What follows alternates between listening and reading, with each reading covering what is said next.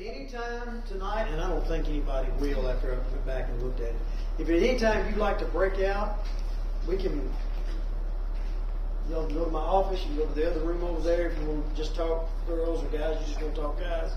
I don't think anybody will want to do that, but if it does arise and you want to do that, just let me know. Later on, we're going to tackle some issues we probably do need to separate out for, and then come back together and talk about. All right, you had some homework. Yes, sir. I was waiting to Clay. I'm sorry. Hi, Clay.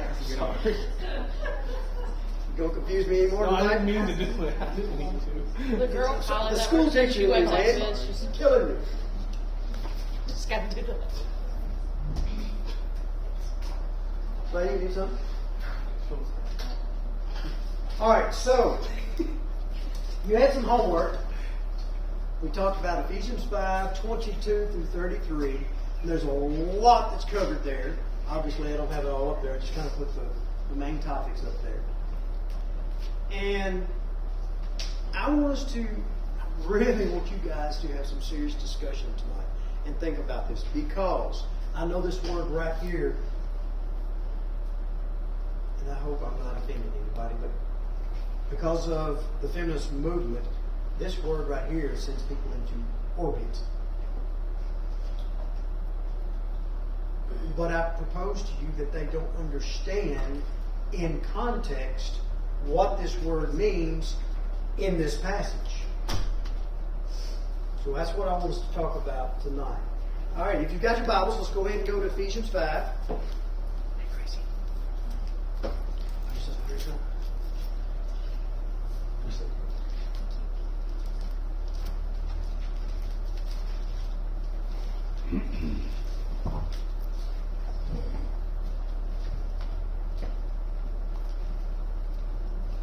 All right, so let's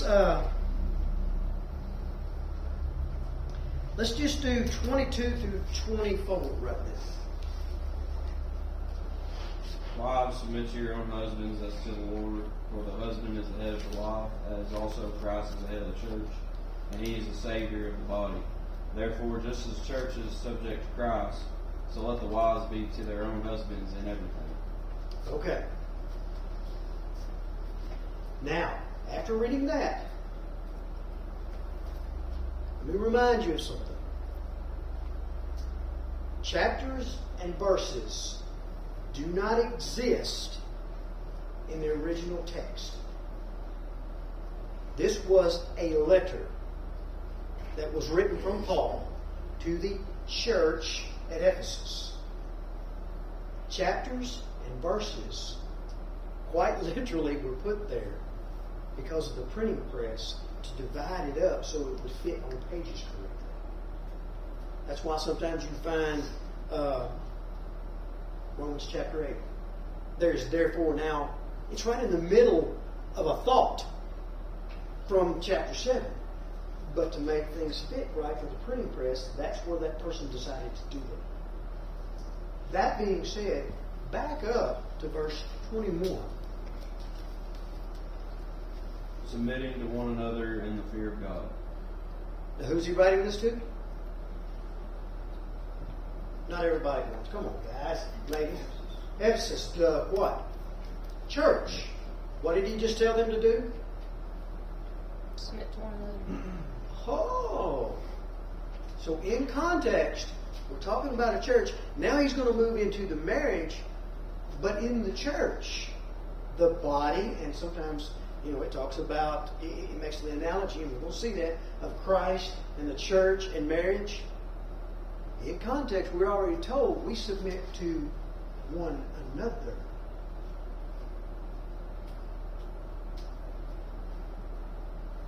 That word, same word, is going to be used to wives submit. What does it mean? How, if you're submitting the way we think of it, how can I submit to Dylan, but Dylan submit to me? If we use the definition that society wants us to use,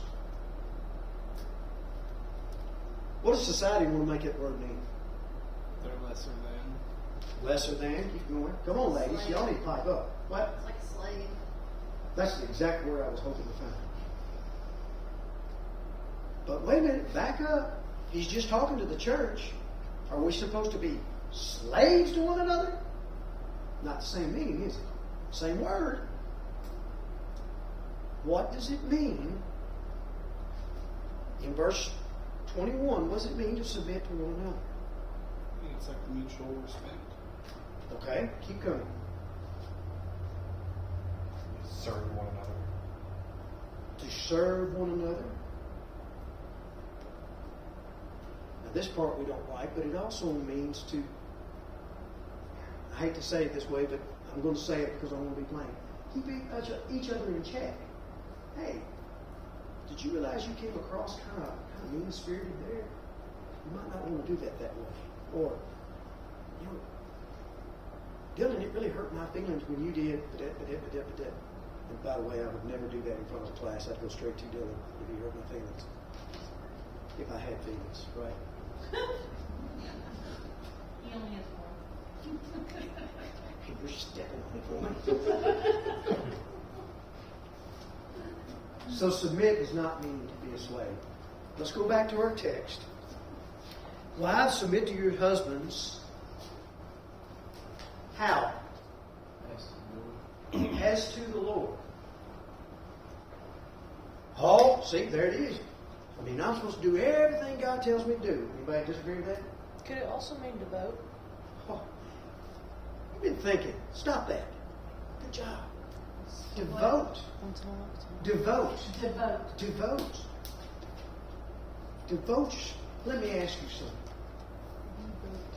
Does the Bible specifically cover every single decision you'll have to make in your life? No. What? You mean you get to make some decisions on your own? You see where I'm going with that? This does not mean the husband has got the wife under his thumb. You'll do this, and you'll do this, and you'll do this. And some people think that that's what that means. And I'm going to tell you, in the past, it was used to do that. I mean, it hadn't been that long ago, ladies, to even in this country, you couldn't even vote. And I don't know if many of you have looked at your history, but even when you were allowed to vote, there was still a whole lot of discrimination, and they made it pretty hard for you. Then, when they had jobs that ladies took over, and from what I understand, in some areas it's still the same, you weren't treated equally, and you weren't paid equally.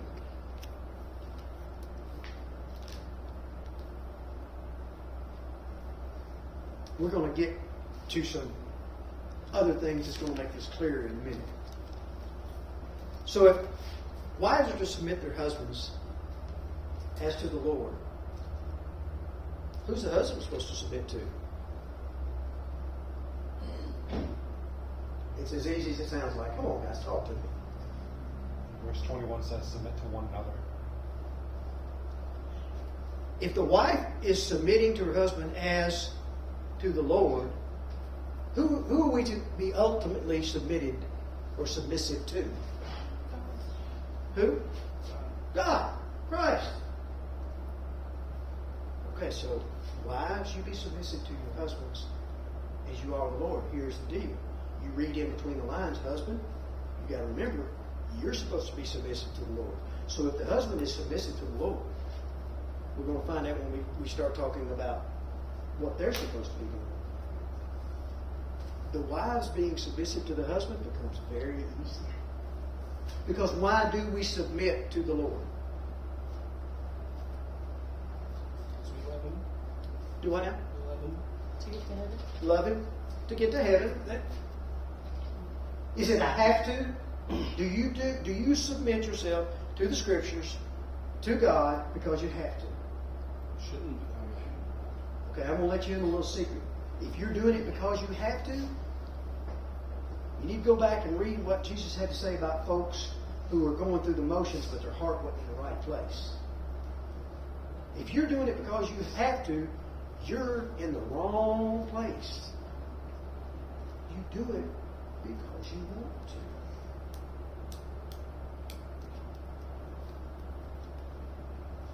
There was a guy that he was in a business, and he was trying to get to know some of his employees. And he kept inviting this guy to come over and spend some time, watch a ball game. He was going to grill out. And every single time the guy would say yes, but just before it was time to come, guess what he would do? Cancel.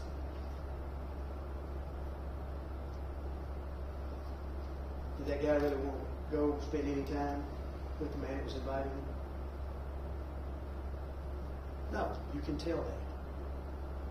He was just going through the motions trying to appease him because he was being invited. He was saying, yeah, if you're just going through the motions to appease God because, and not to be ugly, I'm going to say it, if the only reason you're a Christian is to avoid hell, I'm not sure you're on the right path. I'm not sure that's going to be your result. If you're a Christian because you love God and you want to do those things that please Him and you want to do those things that are honestly best for you and do those things that will bring glory to Him, you're on the right path. You're good. Now, you're not going to be perfect. You're going to make mistakes. But you're on the right path. You're good. Tell me something. How do we submit to God? Some of the ways that we submit to God. Your turn. Honor him. Okay, go deeper. How do I honor God?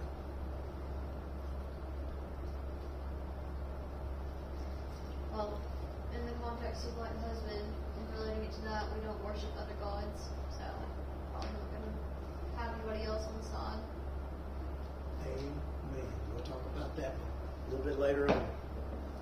And this is a generation, I said that wrong, please forgive me. This is a society now that doesn't seem to see a problem with that. Keep going. How do I submit to God? What does He tell me I'm supposed to do with my enemies? Love 'em. Oh man, I gotta love them.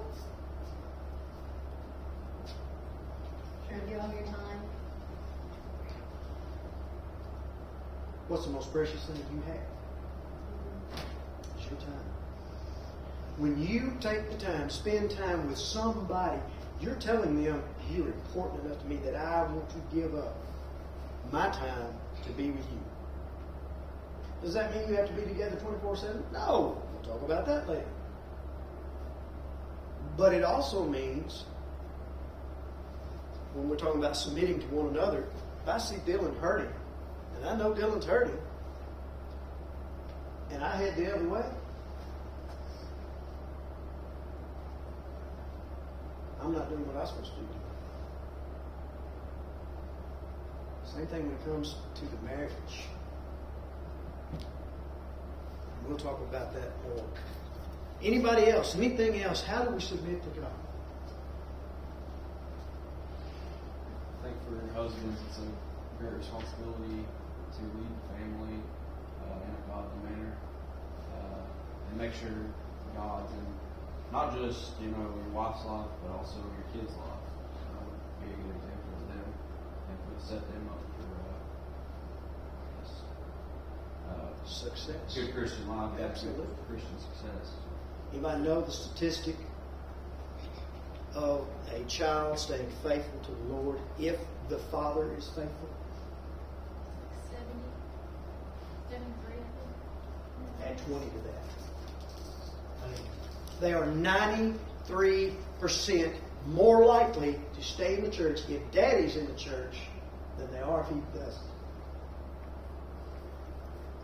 That's a big responsibility to put on guys. But basically what it tells you, God was right when He said, you're the leader of the house. You're setting the example for your house. Isn't it amazing how God's right again? How else do we submit? And one more thing, and we got to move on. Spread the word. Say again. Spread the word. Absolutely. He says, if you love me, keep my commandments. What was one of the commandments? Go into all the world. Do we show others and tell others about Christ? Same way with husband and wife. If I go out and I'm talking about Christ and how great He is, but I live my life a totally different way. What does that do to Christ's name?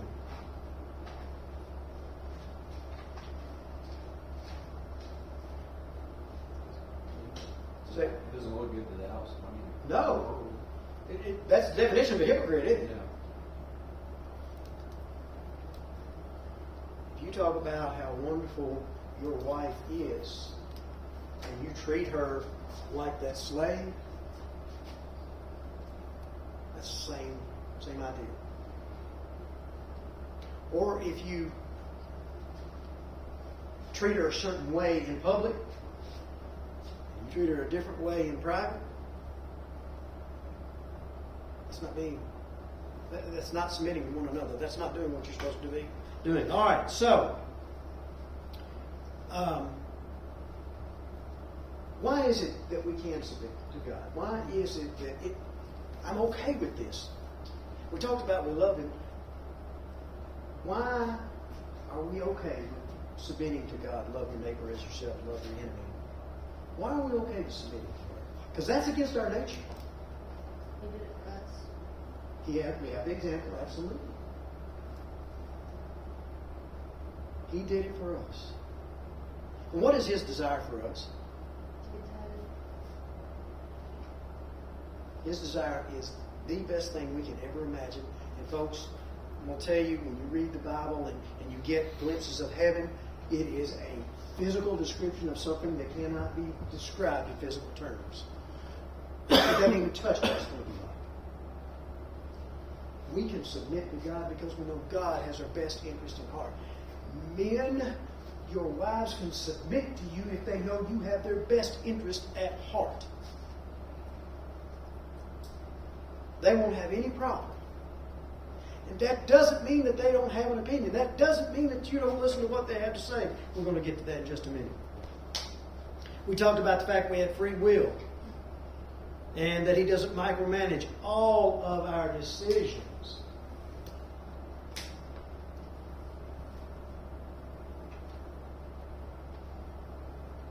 All right, let's move to the second. Be subject to. Sounds like the same thing, right? The Greek word can mean follow, or it can mean obey. We don't like the word obey when it comes to somebody human telling us what to do. We're okay if you tell us to follow instructions, but to obey grates us a little bit. I'm not a slave. I don't obey. You got to remember the terminology and what they would have used at that time and how it would have been taken might have been a little bit different than today. What's the subject? Be subject to how?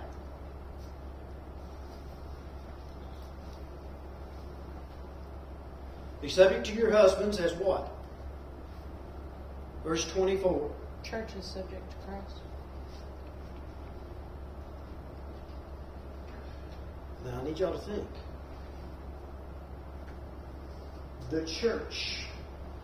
Yes, we are individual members, but the church, the assembly, the congregation, as a whole, what does that mean? How are they? How do they subject themselves to Christ?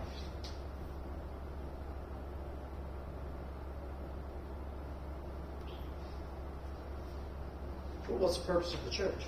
Why did Jesus establish a church? Why can't we all just be individuals living our own life the best way we can and not coming together as a Church, build each other up and be there as a family. Okay. You see, the body is subject to Christ, who says, I gave my blood for the church. That's Acts chapter 20. Matthew 16, verse 18 says, on this rock I will build my church. There are passages you know of that talk about Jesus being the head of the body, which is the church. Okay, so if that's the case, if the wives are to be subject to their husbands the way the church is subject to Christ, it's the same idea of what we had just a little bit earlier. Why is it easy for the church, if it is the church, to be subject to Christ? Or should it be easy? We do it together. Say it again. We do it together. We work together. That was his idea. You need to esteem one another higher than yourselves. And I probably used this analogy in here before, but I don't care. It works great. The world would have us get in a line. And each person scratches the person in front of them's back. Okay? What about the last person down here? Am I scratching their back? We're being left out, aren't we? Jesus says in the church you get in a circle. Who gets left out? Nobody. Because I'm taking care of you, you're taking care of her, you're taking care of her, you're taking care of me. All the way around, you're taking care of one another. Can you imagine how easy it would be to be subject, or a wife to be subject to her husband? And his whole plan was to make sure that her and his family were taken care of spiritually first and then physically. Are you seeing where the world's definition of being subject to and submitting to doesn't fit what God means here? All right. Let's do respect. Anybody know what the word respect means?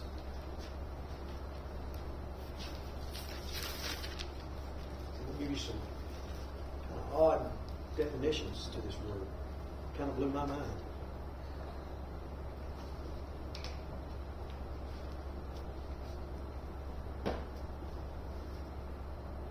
Don't be mean. Say again. Don't be mean. Don't be mean. Hear that? You'll start respecting that. Yeah. That's part of it. But we pick and joke at each other. That's not really what that's talking about, is it? But you're right. You don't get to be mean. If you respect someone, then you value their opinion. Beautiful. Do you respect them enough to listen to what they have to say? Now, I told you this, and I will continue to tell you this. That doesn't mean that you have to do everything that you're told, and I don't care how smart they are or who they are. The final decision is yours. You have to take that on. But I sure would listen to counsel that I respected. Absolutely. All right, let me throw you some definitions out there. The Greek word there can mean to be frightened of. That sound right in the context we're in? Does a wife need to be frightened of her husband? Doesn't fall in with what this is, does it? Okay, let's look at another definition. To be alarmed by. Does that fall in line with the definitions we've had so far? Nope. Okay. How about to have a high regard? That makes sense? She can easily submit because you've got the best interests of her and your family, guys, at heart. She can be subject to, ready to take the lead and her to follow because you've got her best interest and the best interest of your family at heart. But you better give her a reason to respect you too. And what's the best way to get respect? Give it. You better believe that she needs to know that she is respected and honored and held high. Because it will be hard for her to respect you. Respect.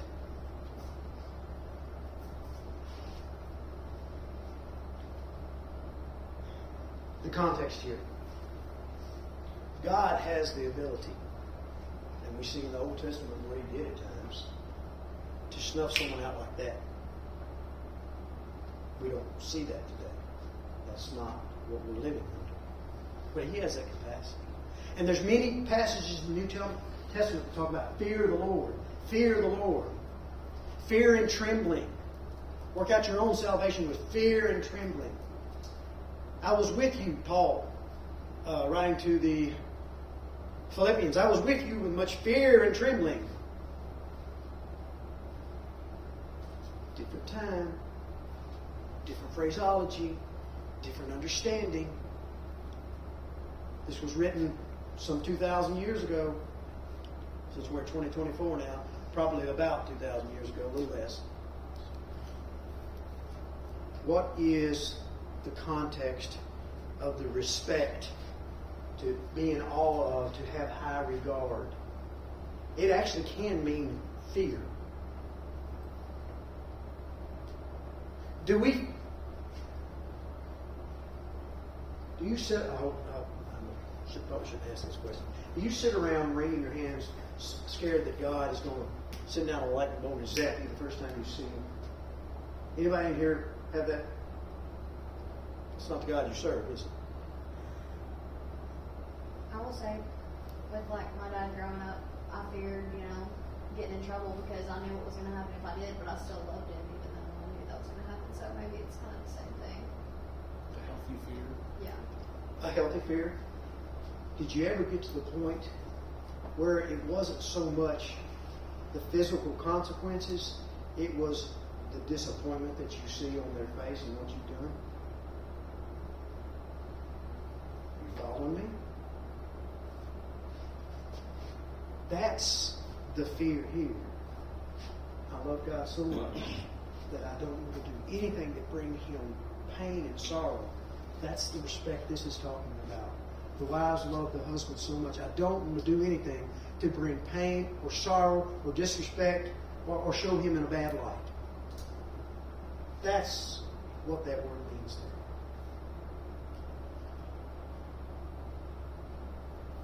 there. Ladies, so far this has all been about a wife, the ladies. Anybody got a comment or a question or something you want to add to what we've talked about? Because guys, we're fixing to come after you. Can you live with this in this context when you get married? If you can't, don't get married. Flip side of that, when we get to you guys, you better make sure that it's easy for her to submit. It's easier for her to be subject to, and it's easier for her to respect. Because bluntly, the load lies on your shoulders. Good friend was, he was sitting at the couch and he was doing something. And his little boy came in and said, Daddy, can I do, and I can't remember what he asked, but can I do such and such? He said, go ask your mama. He said, but I already asked her, and she said, come ask you. He said, guess the buck stops here. There has to be a final decision made somewhere. And spiritually, scripturally, that falls square on your shoulders, guys. In the context of you got the best interest of your wife and your family at heart, and this is going to be a tough one to swallow, above your own interests. Sometimes you don't get to go do what you want to do because there's things that need to be done for your wife, your children. Now, not all the time. We will get to that. But remember, we're submitting to one another. That means I set my needs aside to take care of you. But what are you supposed to do? Same. You set your need. We're taking care of one another. We're taking care of one. All right. Homework for next week. We're still on the ladies. Homework for next week is 1 Timothy chapter 5, verse 14. This talks about the lady's role in the home. We talked about her role as how she treats her husband. Next week we're going to talk about the role in the home. And if you will go ahead and write this verse down too, Titus chapter 2, verses 4 and 5. That's what we're going to hit next week. Titus 2. What was the verses in 1 Timothy 5:14, and then Titus chapter 2, verses 4 and 5.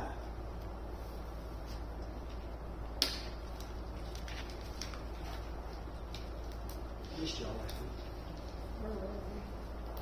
You don't have to explain anything to me. No, I just said we because missed I you. thought I was here. Was it? Were you here last week? Was it week before? No, maybe? They got here late. Oh, Shut up, okay. Blake. Okay, that's right. That's right. That's That's right. embarrassing, Neil. Not for me, maybe for you. I'm old. I'm old. I forget things. Snap. I sure did. I forgot y'all came in. Yeah, I know. I'm bad that way.